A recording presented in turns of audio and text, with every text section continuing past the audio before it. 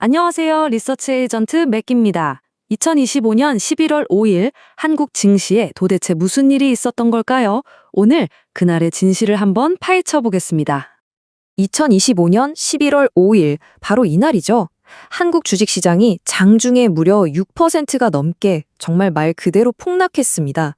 얼마나 충격이 컸냐면요. 시장의 급락을 잠시 멈추는 조치, 바로 매도 사이드카가 7개월 만에 발동될 정도였으니까요. 자, 그럼 도대체 왜 이런 일이 벌어졌을까요? 그날 폭락 뒤에 숨겨진 진짜 원인을 추적해 볼 겁니다.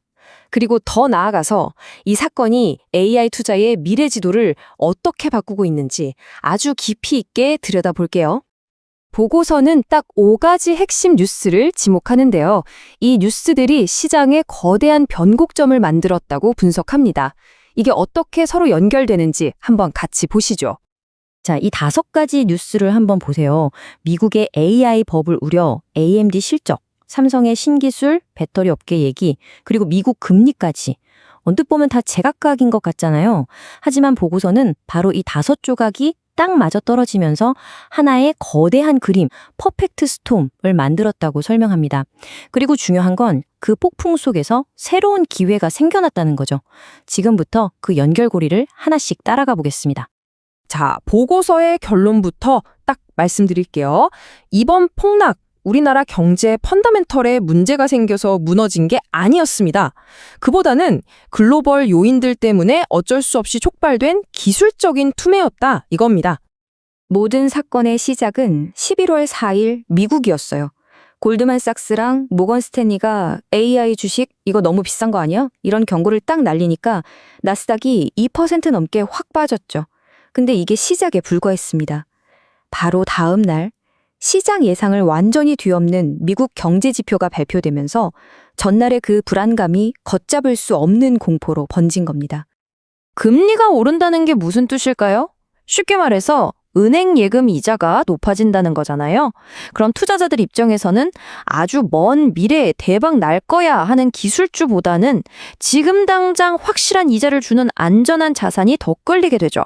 그러니까 고평가 기술주의 매력이 순식간에 뚝 떨어지는 겁니다. 결국 글로벌 펀드들은 위험을 피하려고 그동안 수익이 가장 좋았던 한국 기술주부터 일단 팔고 보자는 식으로 움직인 거죠. 그 결과가 정말 어마어마했습니다. 외국인 투자자들이 하루 만에 무려 2.5조 원어치를 팔아치웠어요. 기록적인 순매도였죠. 그리고 이 물량을 고스란히 우리 개인 투자자들이 다 받아냈습니다. 그래서 여기서 가장 중요한 포인트가 바로 이겁니다. 이번 사태는 한국 시장의 펀더멘탈이 무너진 게 절대 아니라는 거. 오히려 금리가 높아지는 새로운 현실에 맞춰서 글로벌 펀드들이 합리적으로 포트폴리오를 재조정, 즉 리밸런싱을 한 결과였다는 사실이죠. 자, 여기서부터가 정말 재밌어집니다. 이 폭락 사태가 오히려 시장에 새로운 방향을 보여줬다는 건데요. 보고서가 지목한 첫 번째 핵심 테마는 바로 이겁니다. 고대 역폭 메모리, HBM 시장의 판이 바뀌고 있다는 신호탄이죠. 시장의 움직임이 정말 극적이었어요. HBM3 시장의 절대 강자, SK하이닉스는 너무 비싸다는 바로 그 이유 때문에 투매의 집중 포화를 맞았습니다. 그런데 정말 아이러니하게도 그 혼란의 한복판에서 HBM 지각생 취급받던 삼성전자가 엔비디아의 차세대 GPU, 루빈에 들어갈 HBM4 샘플을 공급한다는 뉴스를 터뜨립니다. 시장의 모든 스포트라이트를 한순간에 뺏어온 거죠. 하루 만에 HBM 시장의 주도권이 넘어갈 수도 있겠구나 하는 강력한 신호였습니다. HBM4가 뭐냐면요. 2026년에 나올 엔비디아 루빈 같은 차세대 AI 칩에 꼭 필요한 6세대 메모리입니다. 데이터가 다니는 길이 기존보다 훨씬 넓어진 2048비트 인터페이스를 쓰거든요. 이게 무슨 말이냐면 사실상 HBM4 경쟁은 기술적으로 출발선을 완전히 리셋하는 효과가 있다는 겁니다. 그리고 삼성은 4나노 같은 최첨단 기술을 무기로 이 시장을 잡기 위해서 아주 공격적으로 나서고 있는 거고요. 자, 그 홈런 속에서 드러난 두 번째 성장 엔진은 바로 한국 배터리 회사들의 움직임입니다. 이들의 전략이 전기차에서 AI 인프라로 아주 영리하게 바뀌고 있다는 거죠. 요즘 전기차 시장이 좀 주춤하잖아요? 그 사이에 AI 혁명이 예상치 못한 거대한 문제를 만들어내고 있어요.